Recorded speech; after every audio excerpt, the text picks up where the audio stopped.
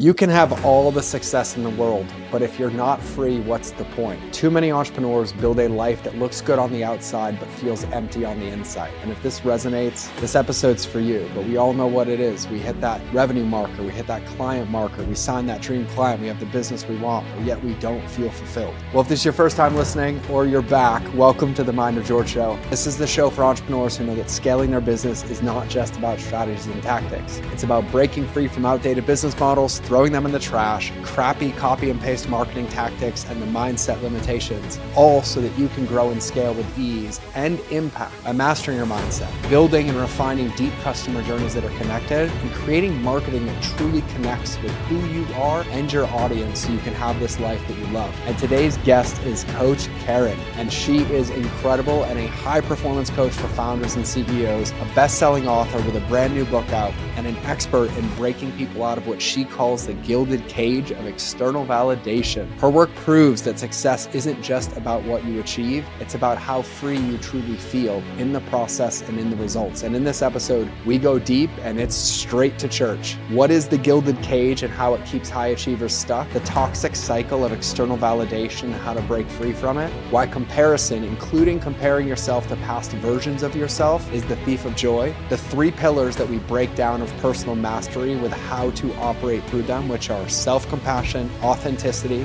and equanimity. How to shift from playing not to lose to playing to win in business and life. And the 3 most powerful questions that a coach has ever asked me that instantly shifted my perspective and will be tools in my arsenal every day moving forward. And so if you have ever felt like you're chasing success, but you still feel trapped, this episode will help shift your perspective and help you break free and redefine what winning truly looks like. So without further ado, let's dive in. All right, everybody, welcome back to another episode of the Mind of George Show. I am stoked to be here. I may have found a new friend and somebody to speak truth in me before the show, because the first 13 minutes of us connecting was the medicine that I needed today. And I'm incredibly honored and also excited to be joined by Keren. And it's spelt Keren, Keren. And I asked, and she said Keren, but never the label and never the meme. So I can already speak from experience that she doesn't embody the meme. She just embodies authenticity, love, connection. And she is a high performance coach for founders and CEOs. And instead of me even doing this justice of everything I just experienced, I'm going to bring her on the show because I fully disclosed to her that I spent my first 2 hours of my day in tears this morning, just in reflection and in falling victim to a feedback loop and a trap there with humility. And it's so perfect and timely for what we're going to talk about today. And so before we even dive in, Keren, welcome to the show.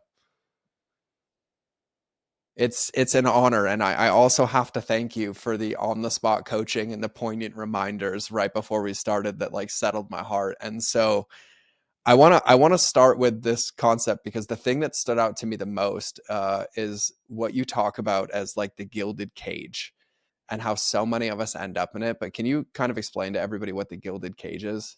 I wrote an unusual book. Gilded is an unusual book because unlike most self-help or business development books, it doesn't begin with the premise that anything is wrong, it needs to be fixed. It starts with the premise that you're drinking your own Kool-Aid.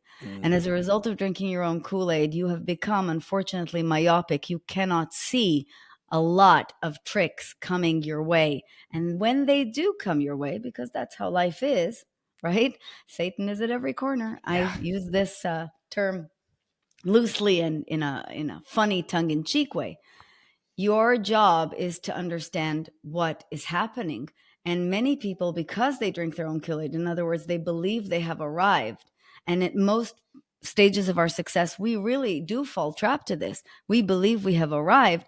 We really start to become impermeable to our errors, to other people's errors. We take the blow way harder than we need to. The solution is to get back to your authenticity, to who you really are, to what your values are, to what your preferences are, and to your mission. And Gilded strips all of that nonsense away in order for you to get to that mission. The premise is that the cage is golden. It looks super shiny. Look at my life on Instagram. Amazing, right? But it isn't. It's all fake.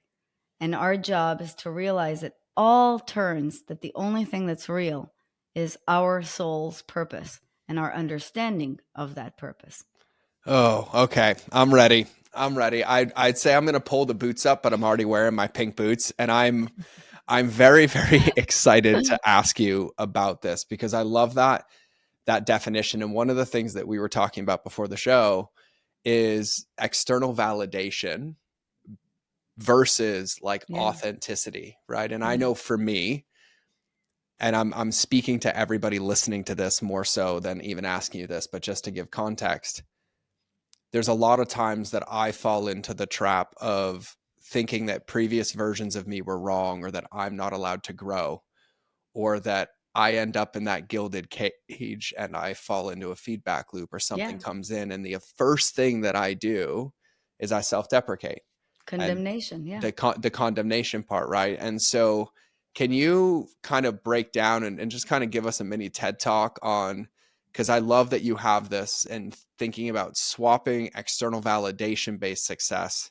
Yeah. to true purpose and lasting happiness.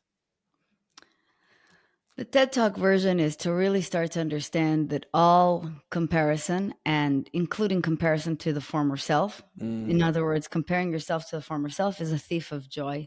It's not only a lie, it's a thief of joy. If you start understanding that, just theoretically, you don't have to even integrate it in your body yet. Just understand that intellectually. You can stop taking the bait and start doing three things instead. The first thing that I want you to start developing instead is an ability to speak to yourself with compassion, or to speak to yourself forgivingly. The first antidote to condemnation is to learn to speak to yourself kindly. Mm-hmm. This, for CEOs, executives, founders, the nice people that I coach, real hard to do. First, because I think it's impossibly cheesy, especially for former soldiers like us, right? Uh-huh. And secondly, because they think that it's ineffective, it's useless. What's the point? It's much better for me to speak to myself harshly because I get results when I speak to myself harshly. But I ask from the bottom of my heart, when has that ever worked for you? If I look at myself in the mirror and I really want to lose weight, telling myself I'm a fatty McButterpants is not going to help me. It's going to exhaust and ultimately wear me down. It will make the results at best untenable. In other words, not maintainable for much longer than, I don't know, a couple of weeks of good bikini bod. So, what if instead we learn to say, it's okay, nothing terrible has happened. You can fix this. You're not such a bad person. You're fine. That your business isn't going to be ruined by this. Because I know what the thoughts are like when we're harsh to ourselves. It's okay. The best way I've found to do this is I keep a picture of myself as a baby, usually close by. I don't know about you, George, but I would never be mean to a baby. Nope. Never. It's terrible. What kind of a person would be mean to a baby? And I always think when I talk to myself harshly, I'm being mean to a baby, to a defenseless baby. I would never do that. The second thing you want to develop is an understanding of life as a human. Ready? Here's what life is as a human. I'm not perfect, and nobody else is either. That's it. A recognition of your humanity is the understanding that even the highfalutin lunatics on Instagram who are constantly on Greek vacations, spending money on Hermes bags and fancy cats, are lying. They don't exist. Their lives are not like that, and neither is yours. And when you understand that, I'm starting to loosen up a little bit. I can actually start to move into a more real zone. And from there, you'll get to level 3. And level 3 is what I like to call soldier level, or equanimity. Our most important asset in battle is the ability to stay calm. When you are not calm, you are reactive. Reactivity can look like force, but it will always blow you up. Therefore, equanimity is the place to go back, a state of chill. A state of chill is the opposite of condemnation. Condemnation usually thinks that the opposite is retribution. It's not. It's chill. It's chill. So this is really what we're aiming for. And by the way, I don't know how to make this more practical for any business owner out there, but let me tell you something. As someone who's owned their own business for 8 years, chill is the number one thing you need. Yeah. For feedback loops, for scaling, for absolutely anything else. So if nothing else, those are the 3 things you want to cultivate as a business owner. And I hope everybody starts to see how feasible, how easy these things are to cultivate, at least on an intellectual level. Yeah. Can you give me the 3 again? Just 1, 2, 3. 1, 2, 3. The number one thing is an ability to speak to yourself with compassion. Mm-hmm. Anyone who speaks to themselves in a trashy way is not scaling love, Keren. Mm-hmm. Number two, the recognition of your own humanity. Run your own race, the ability to run your own race and let everybody else run their own race. Because, by the way, everything else is imitation. It's not going to work for you. And number three, the ability to develop equanimity. The entire book, if you think about like on a macro level, what it's designed to do, it's to help you develop chill.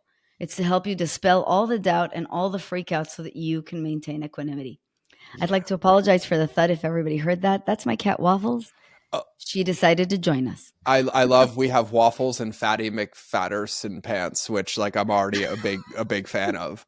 Yeah. And I've actually talked about this on the podcast before because there was a season in my life where the background of my phone was me as a 4-year-old for 4 years. Yeah. And also speaking to the fact that the trap that I've fallen into numerous times is lacking that humanity piece and then thinking that there's a finish line instead of it's a muscle because we're this human that's in this process over and over. And I love the way that you articulated that so profoundly, because even on the show before, we've had CEOs of $70 billion companies and they've resonated the same message. And they're like, it's not about that life isn't going to happen or business isn't going to happen. It's my relationship with myself when it happens and my ability to be in my body and stay chill. And then you and I, and for everybody listening, by the way, she also served as an officer in the Israeli army, which is absolutely incredible. But even for me as a Marine, the number one thing that we were taught over and over and over and over is calm under pressure, because that's where you right. think the clearest and you do it. And I love the distinction and also the simplicity in what you say. And I want to ask you a question about that, speaking positively to yourself, because I think it's a really powerful frame.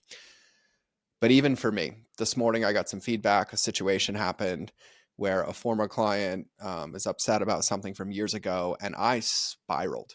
And it broke my heart. I was crying because I care so much. And I also want to care how people feel and experience things. But for me, that trap was like, I went in the car, I went to drive, I went to pray, and the spiral just kept going and going. Because you went too fast and you bypassed the what should have happened before the heartbreak. Mm-hmm. And that is slow is smooth and smooth is fast. Isn't that? Mm-hmm. Isn't that the Marine That is the mantra? Marines. Yeah. Slow is smooth and smooth is fast. You went fast. I did go You fast. went fast. And when you went fast, you bypassed what you needed to do first, which is slow down and engage with the thought. The automatic thought is, I did something wrong. That's the automatic thought. Boom. And it doesn't matter how nice your heart is. You're just well socialized, just so you know. Thank you. As a result of being very well socialized, you automatically went to, I did something wrong. I did something wrong. I would sit with that for a second and go, did I do something wrong? Is that true? Is it 100% true? Byron Katie. Is it 100% true? The answer is automatically, just FYI, no. No. Number two, who am I being when I believe this thought? Definitely not slow as smooth and smooth as fast. Who would you be without this thought? Free. Able to apologize and correct, or free. Either one is better. Either one is better. And really, this takes enormous amounts of training. It's okay. I will always default. I've only met one enlightened person my entire life, my husband, Ryan. And I think it's because he spends so much time fishing. Yeah, true. I'm pretty sure people who fish that much are deep meditators, because that looks so boring. But basically, everyone else, all the rest of us on this planet, we will go fast. We will really think fast. Thinking fast is the problem. That's the real problem. The real enemy is thinking fast. And when your $70 million plus CEOs say, my relationship to me is what matters, that means they're doing that work, because they're automatically going from, did I do something wrong, to maybe I didn't do something wrong. My relationship is with me. And my relationship is ultimately with spirit. I love that. And by the way, I've been fly fishing. It is forced meditation and something that I like learned to love. I floated up a river for 2 days, and by the second day I'd surrendered, but by the first day I'm like, what are we doing? Like, I know. and there's this like hurriness to get. But I would have to agree that Ryan, I think your husband is. I'm like, I 100% agree with you. And I so the reason I asked that is like I also have a lot of clients, marketing agencies, coaches, people, and that spot that you talked about of like speak nicely to ourselves. It's like the default that's celebrated in entrepreneurship is self gaslighting or self yeah, shame, yeah. and it also never And look lasts. how many coaches are trading on it. The Hmm. motivational ones, just get off your ass, just figure it out. You know what? No. Hmm. No. And so I love that slow, and I love the moniker too. And thanks for anchoring it on something that's like embedded in my DNA of like slow is smooth and smooth is fast. And then when you You move should from, get that tattoo. I should, I have a lot of tattoos. That's a really good one, I I'm think. due to add some more. I think I'm going to do my whole hand with scripture of like my favorite scriptures from the Bible of Yeah. like just good anchors. Um, and slow is smooth and smooth is fast is also echoed in my Bible. So like I'm a big fan of like that meticulous intention. And so with step one, and for everybody listening to this, step one of like really focusing on the relationship with yourself, but speaking nicely of yourself. And even a friend of mine, Sharon Lecter, talks about this all the time, who wrote Outwitting the Devil. Mhm. Our thoughts dictate our words, which dictate our actions. And I also want to say thank you for the reminder, because I love Byron Katie's Four Yeah. Truths. And for everybody wondering, you can just Google them, but they're incredible state change questions as long Yeah. as we slow down enough to sit with the answers. So step one is self. And then step two is really the human experience, which Yes. I would love for you to kind of unpack it a little bit more, because the comparison things comes up Yeah. all the time, right? Or, well, they did this. And what I see personally with clients or people I coach is, well, that's how they did business. So that's how I have to do business, and that That's right. comparison thing. And so I'd love your thoughts on that. So the second pillar, and it's great because this is going to guide our entire conversation as a framework. The second pillar, a recognition of your own humanity. No one is perfect. You aren't either. Stop the competition. This is actually how we've gotten into this trouble in the first place. The reason many of us box ourselves into a gilded cage in the first place is because we have pursued the hallmarks or benchmarks of success that were dictated to us by society. I have clients in Sydney and in Kosovo. And believe me, they all have the same hallmarks of success. I don't know when it became this way, but it did. And essentially, what happens is you attain all of these things, you acquire the accomplishments and the benchmarks and the hallmarks that you've been fed all of your life as this is success. And one day in middle age, you wake up, you look around, and you go, really? Is this it? Is this it? That restlessness is where you are penetrable. That's where it can start getting to you. This is where the problems that will come your way 100%, because that's how the world is, will 100% take you down. And that's why learning how to find your own preferences, your own values, your own definition of success, your own pace is what will actually sustain you. This is where you truly learn authenticity rules. The only thing that matters is not what success looks like, it's what success feels like to you. And Mm-hmm. when you really start to turn your boat in that direction, you'll see you're going to become like me. Nothing will matter anymore. I genuinely don't care what other people are doing or have. I honestly care about whether my cat's doing well or not. And that's what makes me happy. That's my definition of success. This brings you to the third pillar quite smoothly: equanimity. Equanimity and chill are really available to those who can do the first two. They can soothe themselves, they can bring themselves to a state where they're motivated by love rather than by harshness. And number two, they will start to dismiss the shadows around them. So they'll be within themselves. You're much more likely to maintain equilibrium as a result of that, because you're just not taking the bait anymore.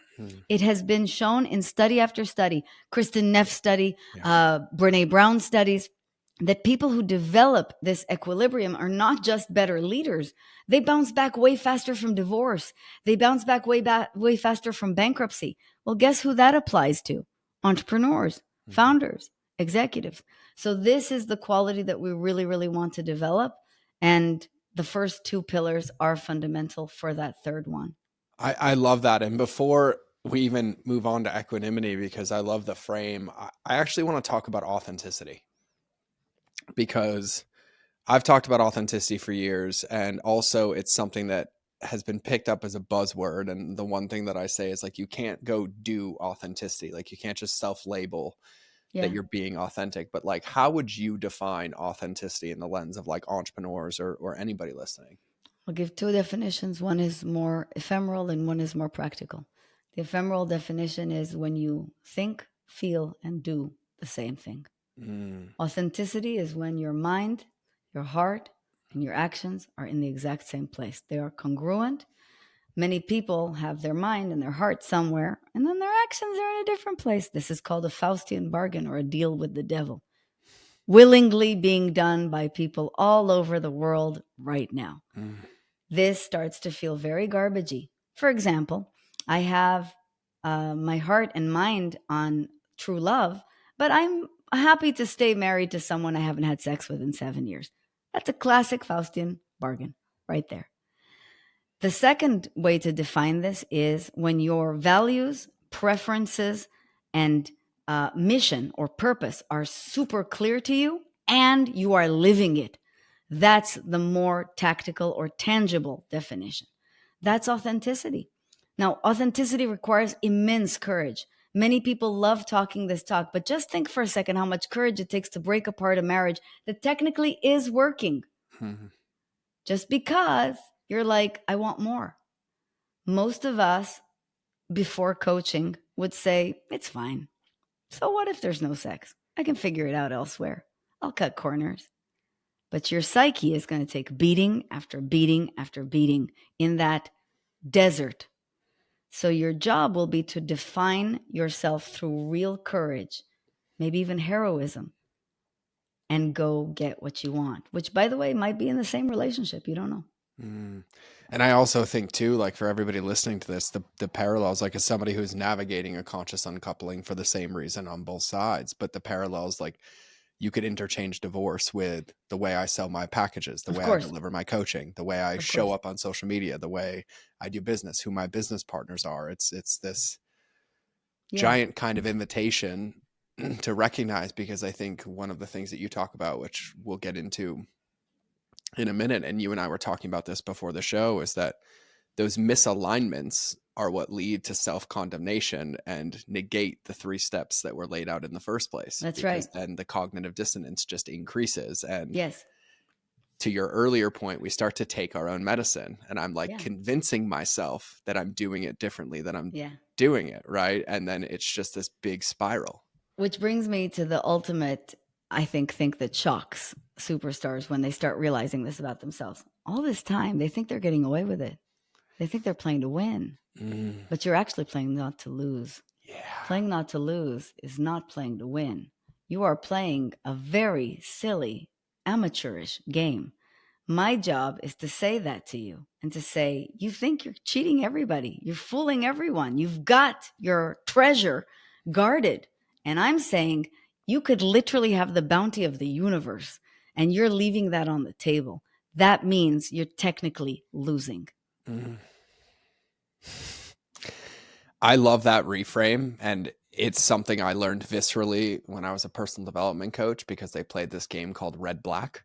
Mm, And they pit 2 teams against each other and put us in different rooms. And they tell you the rules. And they say the point of the game is to get the maximum amount of points possible, but it doesn't say per team. And they have a runner uh, run between the rooms. And if you vote this, then both teams get points. And if you vote this, one gets 0, the other gets 6. And they basically pit the room against each other. And then when they debrief the game, the whole point is you missed. You guys were playing not to lose yeah, or to knock everybody else down. But if you heard the rules, if all of you mutually agreed to just vote the same color, exactly. You would everybody would have automatically won. rise. Yes. Win win.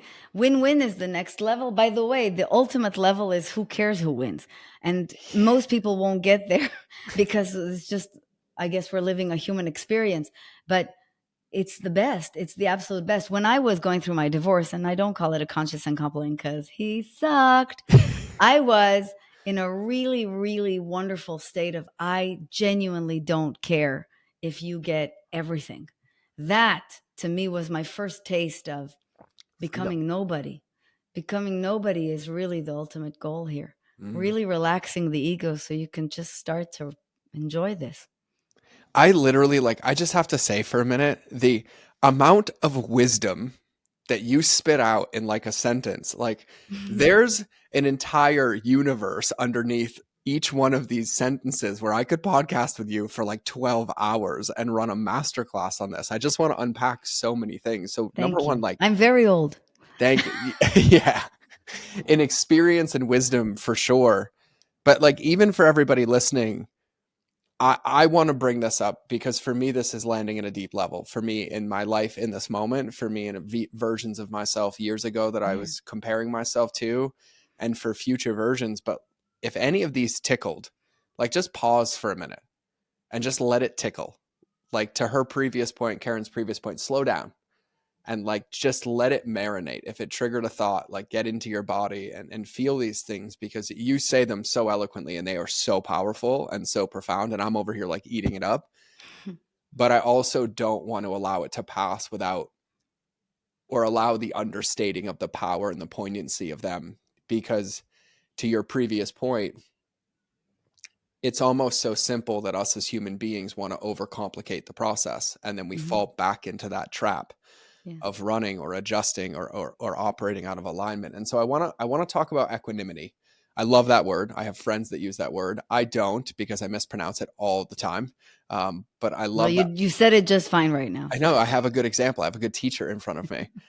I hear this word equanimity and you talk about it being calm as well as like peace and freedom and power, but it comes as the byproduct of the other first two steps. Yeah. But like, how would you define equanimity in the lens of an entrepreneur? Like, what would it look like for them? What would it Perfect. feel like for them? It means unreactive. That's what it Mm, means. In the lens of an entrepreneur, it means unreactive.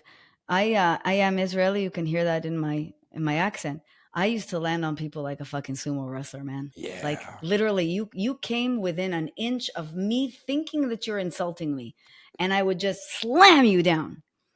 This is the tendency that was so aggressively working for me and against me. On one hand, the intensity got speed and got results. On the other hand, the results didn't last and were garbage, like my first marriage. Mm, Literal garbage. Absolute phony baloney nonsense. The money was phony nonsense. The marriage was phony nonsense. That's when I started to think, maybe this default is not working for me. By the way, it's also torture to live that way. I'm a pussycat of a human being. For me to be reactive like that was physically painful. I am not a conflict happy person. Never have been. mm-hmm. I'd rather stay at home, watch Seinfeld reruns forever than ever bother you with my opinions. Do you know what I mean? Mm-hmm. So that's when I started to understand that I needed to cultivate the exact opposite. The opposite is slow is smooth and smooth is fast. That's equanimity. Equanimity is the ability to take that tiny space in a moment when a challenge is introduced. There is a tiny space. Everybody has 17 seconds before freaking out that their car has just been towed. Everybody. And asking yourself the Byron Katie questions or my questions. My questions, I call them the pause principle, and there's Okay. only 3 of them. Ready? Yep. Number 1, you're going to love this. Is the problem or is the way I'm about to respond to a bigger problem? Mm. Had you asked yourself that question, George? I'm just letting you know that the 2 hours spent in emotional flagellation, way bigger the problem. Number 2, is there any other way to see this? That's the question that changed my life. The question that changed my life is there anything else going on here? Is the way I'm seeing this the only way to see this? Every entrepreneur should ask themselves this at every step of the journey. And number 3, is there an opportunity here? Mm. Everything is always an opportunity. Now I printed this out once I figured this out, laminated it and carried it around. Literally every time I wanted to take revenge on someone. How dare he not call me back? Number 1, the problem is how I'm about to literally just taught myself how to snap out of it by repetition, repetition, repetition. And that's it. It became my default. This is my religion. Those are so good. The first one, you were right. I call it the tickle test. It passed the tickle test. My nervous system got tickled, and I was like, "There it is." Like, Is the problem, or how I'm about to respond to the problem the problem? That's Yeah. one. What was two? Number two, is there any other way to see this? And number three, is there an opportunity here? Now, listen, George, I accept that there are scenarios in life in which the problem is the problem, Mm-hmm. but they are so few. They are so few. Grief is one of them, Mm-hmm. but that's it, pretty much. Yeah. How often will you see grief in this lifetime? Unfortunately, a few times, but not as the default. Everything else, you are the bigger problem, and you must see this in order to rise. That's called personal agency. Mm. God, I love it. You're all the words I use. Like, I'm like, oh, customer journey gives people agency to be able to succeed with your product. I'm like, I'm drinking the Kool-Aid. Yeah, You ever need somebody to intro you for keynotes or whatever, you just call me. I'm in. I will. And I just want to say that for entrepreneurs, this is absolutely critical. We all are looking for one thing. The entrepreneurship game is about one thing. It's about freedom. Mm-hmm. And as long as you're playing the obligation game, the obligation to others, the beholdenness to externals, the beholdenness to other people's opinions, you are a slave. And that means you've just built yourself a shinier cage, entrepreneur, but you have not built yourself freedom. My job is to help you find freedom. Mm. Okay. So you have a book on this? Yes, it's called Gilded, It's as in Gilded Cage. okay. And is it on Amazon? Where can everybody get this? Yes, I know it we're came early, out but 2 weeks ago. 2 weeks ago. It Holy came out two moly. weeks ago. It's the number one release in business management on Amazon, so I'm very, very excited about it. And the number one read for the year in Forbes. So we're doing really well. I hope everybody picks it up. It's a little book because I also live by my husband's mantra: make it half as long and twice as good. I like Ryan. Everybody likes Ryan. I'm a big fan already. I'm due for like an Austin trip. I'm like, I got to come meet Ryan, or I'll go bump into him in Montana when he's fly fishing. You'll love him. He's the most chill person in the world. I've never met a person who didn't like him. And we've been together for 8 years now. I've never heard him say a bad word about anyone. That's the Mm. nicest thing I can say about anybody. That is the nicest thing you can say about everybody. So for everybody, listen, like we're not going to wrap the show, but I had to say this because I have already like pages of notes in front of me. But I'm going to give you the name of the book, which is Gilded, and then her name is Karen. How do I pronounce your last name? Keren Eldad. Eldad, Keren Eldad. So it's Keren and then Eldad. And then are these questions and those steps that we've talked about in the book? In the book. Okay. Yeah, Cut them out, laminate them, practice to death. yeah, I want to see everybody, by the way, read the book, cut them out, laminate them, but like tag us in Yeah. the laminations of these things. I know it would make her heart happy, but I'm writing my own version over here. And I'm like, yep, this is going on the background of my phone. This is going on my desk in front of me. There'll be a sticky note stuck to the wall in front of my camera that I can see them, because I also love the simplicity, but the ubiquitous nature of them. You can use them anywhere. Yeah. And it's a state change. It's a perspective shift. And one of the things that I wanted to ask you is because I have these conversations with entrepreneurs all the time. And you mentioned this earlier, where it can almost feel like ephemeral or up in the ether. And we almost diminish the simplicity of the tactile Yes. nature of them, like the ability to implement them. And so even thinking through like the things that you've shared today of like, the three phases to go through, and then these questions. And you also said this when you're speaking a minute ago, you're like, I apply these everywhere. This is my religion. Like I run through this. This is a muscle. Like, what are some practical tips to take this into entrepreneurs' lives in day to day? I think team meetings, I think Yeah. client calls. I know for me personally, like I love my clients. I tell them, I'm like, hey, you need to be okay with me telling you I love you. Like I'm going to bleed for you. I'm Yeah. going to jump in a fighting hole with you. But then I think about the times where I got off calls. I'm like, did I say it okay? Did I do it? And I'm like going through these questions now. And I'm like, there's such a Classic. powerful reframe. Classic neurosis. There are two cases in which entrepreneurs can implement this right now that are very, very practical. The first is a tactical shift in a setback, and the second is a tactical shift when you're about to take something personally. Okay. Mm. So, criticism. Let's talk about setback and then let's talk about criticism. Let me give you concrete examples and people will understand them immediately. About 10 days before the book is supposed to launch, Amazon announced something weird had happened with the warehouse and that they are going to delay the launch of my book until the middle of March. Now, in general, because I'm not prone to freaking out, I'd be like, whatevs. But I've spent a lot on PR, a lot on speaking tour, and just a lot preparing other people. My clients are invested in a particular date, right? So my gut reaction is kill everyone. This is where Keren automatically goes, is the publisher needs to pay for this. Sit down. Is the problem or is the way I'm about to react the problem? My God, I'm about to damage a relationship with my literal business partner. I could actually make this way worse. Number 2, is there any other way to see this? Perhaps there's a way to sort things out. Maybe there's an interim solution that can be reached. Perhaps this is a test. This is a lesson from the universe that I need to grow through. I don't want to, but I will. Number 3, what's the opportunity? Fix the problem and learn how to chill at a new level. That's literally it. When you start taking the setbacks that way, things turn out your way. And they did. They did work out my way. Everything was shuffled in motion, if you will. And yes, we did have a delay, but I mean, I'm still alive. We're doing great. And the people who did order the book didn't seem to mind a week or 2 delay in deliveries. It turns out I'm not as important as I thought I was. Pretty awesome to know. A second example is criticism. Criticism is way worse. What's happened to you has happened to me, my friend. In fact, one client once said, I guess I'm only worth the money that I'm paying you. And when I'm not paying you money, you don't care about me. At the time, I was still young and took this personally. But today I would go, I'm sorry, what? Do I owe you something? Why do you think I owe you something? Why do you believe that your agenda is more important than what I have going on, which is a full business? Why are you dismissing all the times I did ping you to check in? Why are you dismissing all the things I have offered? Why am I taking this bait? The criticism has to be engaged with, is that true?